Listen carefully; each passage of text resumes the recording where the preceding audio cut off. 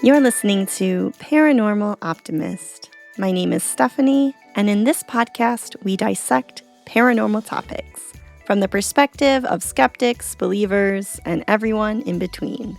At the end, it's up to you to decide. Are you a paranormal optimist?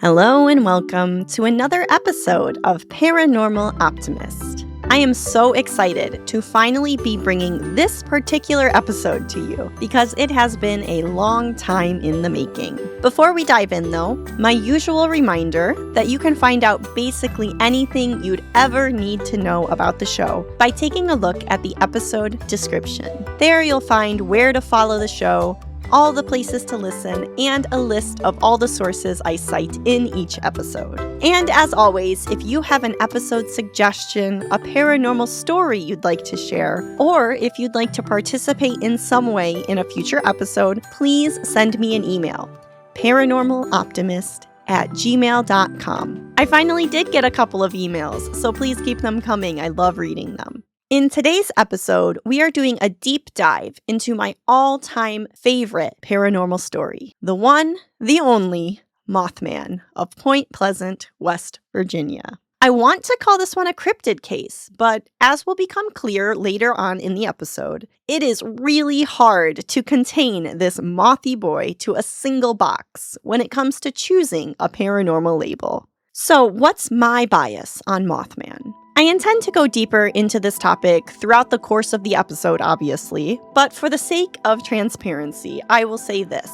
I do not think that the over 100 reported sightings over the initial 13-month period and the handful of sightings afterwards were all lies, owls, or paranoia. But do I really believe that a man-sized insect with radioactive eyes and a giant butt arrived in Point Pleasant as a harbinger of doom? Well, no, I can't really say that I do. And yes, I do know the whole insect with a human butt visual, those are just figures of pop culture imagination. Did you know that, though? Let's talk more about that. For me, though, it's more than just that visual. I can't imagine why a creature such as this all-knowing, all-powerful harbinger of doom type creature, why would it care about humanity's affairs? Why would it care enough to go to the trouble of warning us of anything? As a massive oversimplification, the whole non-human being warning humans of bad things, it just feels really conceited to me on the part of humanity.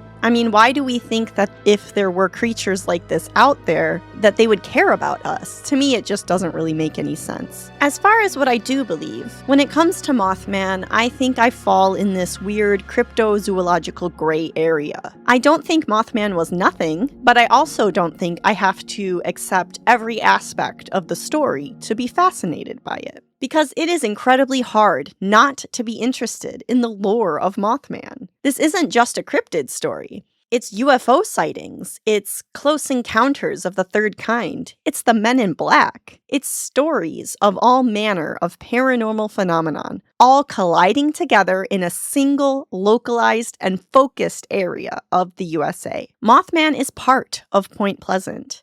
It is forever integrated into the mythology and history of the town. And it seems that, beyond the events of 1966 and 1967, it has been a uniquely positive relationship. In my episode about cryptozoology, I talked about how the story of a cryptid often has meaning beyond whether or not that cryptid actually physically or literally exists. I certainly feel like this is the case for Mothman. Beyond whether or not this was or is a flesh and blood being or a supernatural banshee-type omen of doom, Mothman has gained a cultural identity that exists, even if the creature itself doesn't. But before I get ahead of myself, let me give you a rundown of what to expect from this episode. And just so you know, this is going to be a multiple-part episode. I could not fit everything into just one episode. So next, I'll outline what you can expect from part 1. Before I dive into the history of the Mothman flap in Point Pleasant, which began in 1966, I wanted to start off by establishing what the baseline familiarity was with the phenomenon from the point of view of today's today's average person. Then we'll discuss the history of the events beginning in 1966. This is the banner year that everyone references when talking about the activities of the Point Pleasant Mothman. We'll include in this overview the interesting history of West Virginia and its connection to other supernatural stories which predate Mothman by hundreds of years. We'll also talk about the major players in our story today, people like Mary Hyre and John Keel. For the rest of the content, such as why people do and do not believe, where we're supposed to go from here, and discussions about modern sightings of Mothman, you'll have to tune in to part 2. So, let's get started. What do you know about Mothman? Here, I thought it would be really fun and revealing to hear from some non-podcasters about Mothman. I published a largely ignored poll online trying to get a sense of what the baseline understanding of this topic was. A bit more successful was my call to action for some recordings, which honestly I think will be way more interesting for this episode anyway. So enjoy listening to some wonderful people who answered this question for me. What do you know about Mothman? What is the first thought that comes to mind?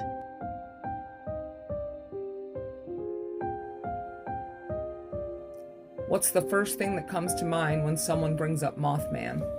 The Y-Files. That's the first time I heard of it. The Mothman baby book I read to the little one. The first thing I think of when I hear the word moth. I picture the Luna moth I saw with my little sister out in the Bruce Peninsula when we were camping back in June. The first thing I think of when I hear Mothman, I picture very toned metal butt cheeks being kissed by many strangers for some reason. What do I think of when I think of moths? The first thing I think of is the Luna moth, mostly because it's probably one of my favorites. And then I think of the fragile beauty that is moths and butterflies, which to me are two sides of the same coin. When I think of Mothman, I think of Mothman Baby the book. I think of the Mothman statue in Point Pleasant, West Virginia. I think of cryptids, and I think of Cult of the Mothman from Fallout, the game. Hello, Stephanie. As far as Mothman goes, I think I just know what I've heard from podcast, and I've seen the Mothman movie and the documentary, so those were neat pieces of info, but mostly I know that he has a kicked up statue and is a really popular spooky boy who has plushies and stickers and stuff that are extremely adorable, even though he's supposed to be either a warning or a harbinger of disastrous events, I believe. But I think there are several theories. So yeah, that's about all I know. Thank you. If somebody comes up and wants to talk about Mothman with me, I know that I found my people. The first few things that come to mind would be West Virginia, bridges, his statue with a big old booty, the fact that he has his own convention. I know that a lot of people look at him and maybe view him as like a bad omen, but in my opinion, it's more of an anti-hero or guardian style. I feel like he's not out to harm, but to warn, and that's not really a bad thing in my opinion. I have a very big love for Mothman, though. Before going into the absolutely insane and fascinating events of our story, let's talk about the West Virginia area, discuss its history, and talk about why it is so prone to supernatural lore. West Virginia's mountainous terrain creates a sense of isolation from the surrounding areas, namely even from the neighboring state of Virginia, which it used to be a part of. It was originally inhabited by indigenous peoples prior to the interruption of white European settlements in the early 18th century. The violence between white settlers and the indigenous people is an unfortunate and defining characteristic of the history and folklore of the land. You will have a hard time finding a single documentary about Mothman, which doesn't quite rightly reference how deeply this land and even Mothman are steeped in Native American influences and traditions. One interesting element that people seem to enjoy drawing correlations with is the fact that while there is evidence of Native American settlement in the area as early as 15,000 years ago, by the time Europeans arrived, it appeared that the majority of the land was deemed unfit for settlement by most tribes and was used only for activities like hunting or battle. The Cherokee, Iroquois, and Shawnee villages that did remain in the area were localized to the lands immediately next to major sources of water. These points are tidbits of information which I have read in multiple sources and have also heard regurgitated in a few different documentaries. But I do always worry about the accuracy of history from this period, especially when it comes to discussions about native lands and indigenous peoples. So I suggest caution in this type of research unless you know someone with a specialization in Native American history, which unfortunately I don't have. If you have this expertise, please reach out to me, give me corrections. I really would love to speak with you. Beyond the likely problematic history between humans during the 18th century and surrounding decades, West Virginia is definitely defined by its natural beauty. To quote directly from the West Virginia Department of Natural Resources page, West Virginia has extensive forests, bountiful rainfall, rich soil. West Virginia's diverse landscape is home to a wide array of plants, animals, and fungi. Here you'll find more than 57 species of amphibians and reptiles, 70 wild mammals, 178 species of fish, nearly 300 species of birds, and numerous species of plants and fungi. Some notable wildlife which calls this area home would be white-tailed deer, elk, wild turkeys, black bears, wild boars, weasels, skunks, raccoons, and bats. Basically, if you picture a forest animal, small or large, it probably lives in West Virginia. According to the DNR site, West Virginia also used to be home to animals like cougars, bison, and gray wolves, but those animals are no longer believed to exist in the area. West Virginia is an interesting topographical area because the entire state's territory is encompassed by the Appalachian Mountains. Any paranormal enthusiasts out there probably can guess what that means for us today. Tons and tons of cryptid sightings. I'm not just talking about Mothman, but several different Bigfoot variations, Thunderbirds, which maybe are Mothman, we'll come back to that later, the Flatwoods Monster, the Grafton Monster, and quite a few I had never even heard of, such as Sheep Squatch, which is exactly what it sounds like, the Snallygaster, the Snarly Yow, and the Monongi. So basically, I have my next 20 cryptid episodes sorted because I only read the first few from an article that I found. As far as natural resources are concerned, as you can probably guess, West Virginia has them in abundance.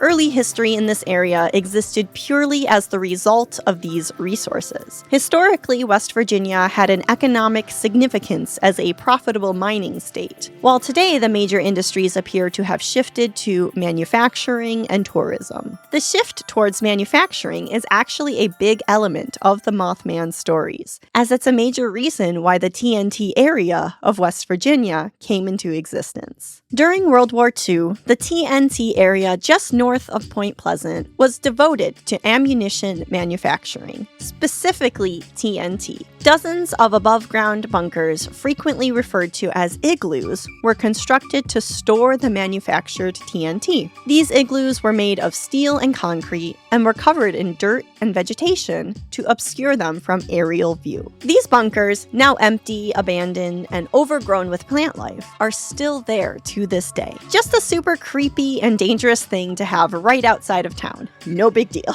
But these bunkers or igloos or whatever you want to call them are just one part of the TNT area important to Mothman lore. There also, until the 1900s, was an old abandoned power plant called the North Power Plant, which was the site of a handful of Mothman encounters. Just in general, it's an area with an eerie mix of industry and nature, made spooky by its ghost town-like emptiness. It's cinematically the perfect place to encounter something paranormal. I think we have set the scene good enough to get into a general timeline of what happened in Point Pleasant in 1966 and 1967. I will be focusing on a few specific stories and examples later on when we discuss why people do and do not believe in the paranormal explanation for Mothman. But before that, let's just lay out a quick map of what happened those 13 months. 1966, November 12th, 5 gravediggers reported a large, man-like figure with wings gliding over the cemetery in Clendenin, West Virginia.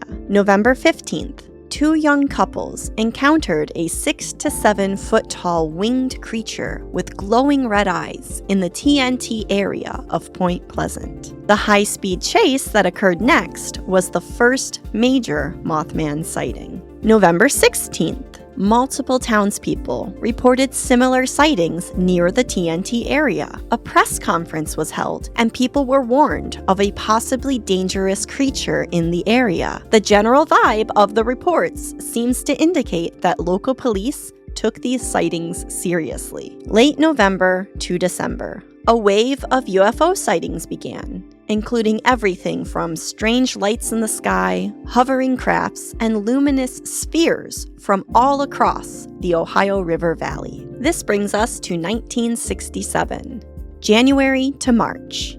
Reports of phantom phone calls emerged, often described as having mechanical or garbled voices. These calls apparently were targeted at people who had reported either seeing Mothman or UFOs, which seems to have led people to believe that there may have been a connection between the two phenomena. Calls were typically described as being harassing in nature. Spring, several witnesses claimed to have had visits from the Men in Black. These encounters followed the typical MIB lore of pale-skinned men in dark suits driving black cars. They threatened locals not to discuss sightings. One notable case involved a man named Woodrow Derenberger, who had also reported contact with a strange entity named Indrid Cold. And honestly, I am not getting into Indrid Cold, because that should be its own episode, and I'm sure if you're here, you've listened to other podcasts who have done whole episodes on Indrid Cold. Really, really fascinating story. Late spring to summer, UFO activity increased. Bright, silent lights were seen hovering over homes and highways. These reports I found evidence of in several newspaper clippings from the time. All throughout 1967, the background of these events were continued Mothman sightings. He was usually spotted near the TNT area or around people's homes. Witnesses described feelings of dread, eye burn from the glowing eyes, and occasional reports of the sound of beating wings. According to some sources, there was a general increase in sightings between November and December, which culminated in the last point on my timeline. December 15th, 1967. The Silver Bridge collapse, which happened during rush hour and killed 46 people. After this event, Mothman sightings and related paranormal activity in the Point Pleasant area supposedly stopped. For this last point, the tragedy of the Silver Bridge collapse, I only bring it up because literally every account of the timeline of events brings it up. But personally, I think there are a lot of reasons why people would have stopped noticing strange phenomenon in the face of such a horrible tragedy. I mean, even if you know just a little bit of psychology, I think it makes a lot of sense why people would not only stop noticing paranormal things if they were actually happening, but would also correlate the paranormal events with this tragedy. That's just kind of how the human brain works. And because of that, in my opinion, it is due to this tragedy that so many people label Mothman and all the weird events of 1966 and 1967 as harbingers of doom or just generally bad omens. From a historical perspective, it is nearly impossible to draw any tangible connections between the two beyond the obviously compelling coincidence of the timeline. But to summarize the events we just covered, I would generally say that there were consistent Mothman sightings for just over a year in Point Pleasant. During this year, there were also constant UFO sightings. In the later part of this period, the MIB come into play. This time is one in which high strangeness, or at least reports of high strangeness, were clustered together and constant, rather than being one-off instances. It was this constant and consistent nature that brought some notable names to the forefront of Mothman lore. The Mothman Investigations. John Keel. John Keel, his book based on his investigations in Point Pleasant, and the eventual movie based on his book are all major contributing factors as to why Mothman became the pop culture phenomenon it did for people living outside of Point Pleasant. But who was John Keel, and why should we care when it comes to learning about Mothman? John Keel was apparently a man born to be an investigator of the strange and the supernatural. His gift for journalism showed itself early on, as he found himself involved in his high school newspaper as an editor, and even also edited a column in the weekly local newspaper by the age of 14. Only 3 years later, young Keel hitchhiked to New York and found work as a writer before being drafted for the Korean War. While working as part of the war effort, Keel contributed to the Armed Forces News Network and also worked on some radio broadcasts. After leaving the armed forces at the age of 24, Keel hoped to travel the world as a journalist, earning a living off of writing about his experiences. He was, at that time, particularly interested in what he called mysteries of the East. So he traveled to India and Tibet and researched mystics, lamas, and magicians. He was particularly interested in sorting out the difference between acts of magic that were deliberate tricks and mysteries which were not so easy to explain. In 1957, he chronicled his observations from these travels, focusing on UFOs, folklore, and other phenomenon in his book, which he called Jadoo. Always interested in trying to explain the unexplained, by the 1970s, Keel wrote a series of books about UFOs, including titles such as Strange Creatures from Time and Space, The Complete Guide to Mysterious Beings, and Operation Trojan Horse. He also wrote articles for magazines such as Saga, True, and Fate, which gave him an opportunity to reach audiences interested in the unknown. It was this lifelong interest in the paranormal and investigative journalism that put Point Pleasant, West Virginia, on John Keel's radar. Having heard reports of repeated instances of high strangeness, from Mothman sightings to UFOs, Keel decided to make the trip to investigate the phenomenon firsthand.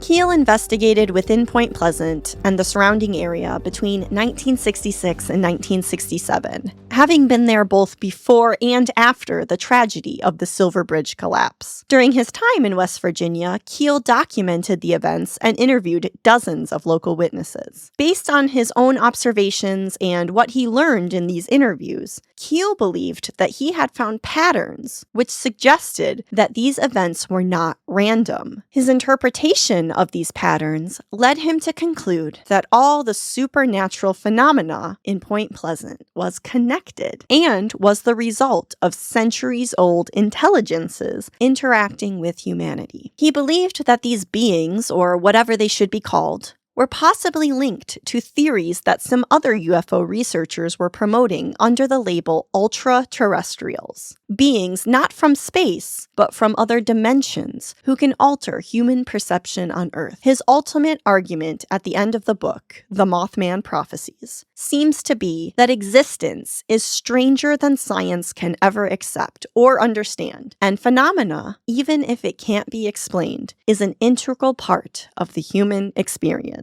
Mary Hyre. Another familiar name to those who have looked into Mothman lore is Mary Hyre. An investigative journalist like Keel, Hyre was the local connection for the Mothman stories. She was a newspaper reporter for the Athens Messenger, where she penned a reoccurring column called Where the Waters Mingle. In this column, Hyre wrote about the strange reports in Point Pleasant, including the sightings of Mothman, UFOs, and eventually the Men in Black. Her work and a shared interest in discovering the truth of whatever it was that was actually happening in Point Pleasant led her to connecting with John Keel. She helped him with on-site investigations and also kept him updated through regular correspondence. Mary Hyre wrote the very first news article to appear in print about the Mothman sightings. Her article, titled "Winged Red-Eyed Thing Chases Point Couples Across Countryside," was published in the Athens Messenger on November 16,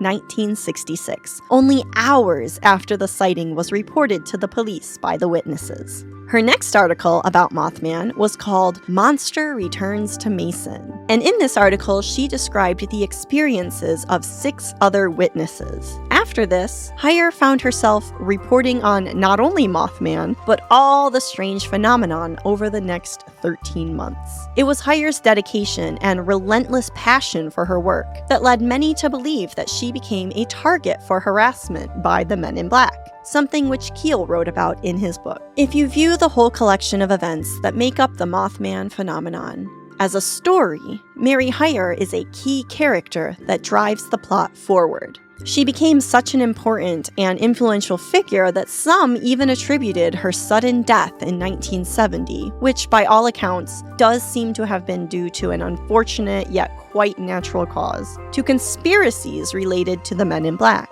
In honor of their friendship and professional work together, John Keel wrote an obituary for Mary Hyre and dedicated the Mothman Prophecies to her, which was published 5 years after her death. Now that we know the history, timeline, and major players in our story, next time we can dive even further into the meat of this legendary American paranormal phenomenon. So that's it for part 1 on my series diving deep into the Mothman of Point Pleasant. We started off by getting a feel for what the current baseline understanding of the Mothman story is from a group of people today. We then discussed the history of West Virginia and discussed how its topography and abundance of wildlife possibly contributes to a long and detailed history of cryptid sightings and paranormal activity. We also discussed the history of industry in the area and how that contributed to the setting of the Mothman stories. We then walked through a general timeline of the 13 months, which encompassed the majority of the Mothman sightings, and discussed how it wasn't only Mothman making appearances, but also UFOs and even the Men in Black. We closed by introducing 2 major characters from Mothman lore, John Keel and Mary Hyre. In part 2, we will do the necessary work of looking into why people don't believe in the fantastic, supernatural, or just generally paranormal aspects of Mothman. Then we will discuss how even in the face of several accepted and quite ordinary explanations, people still find themselves believing with full conviction that Mothman was a real paranormal creature or phenomenon. We'll also discuss where to go from here. What do we do with our belief or disbelief in this cryptid or being or mothy force of nature? What does our belief, or lack thereof in this instance, mean for us as individuals or communities? We'll talk about the pop culture phenomenon that Mothman has become and how far removed that image is from the original events of 1966.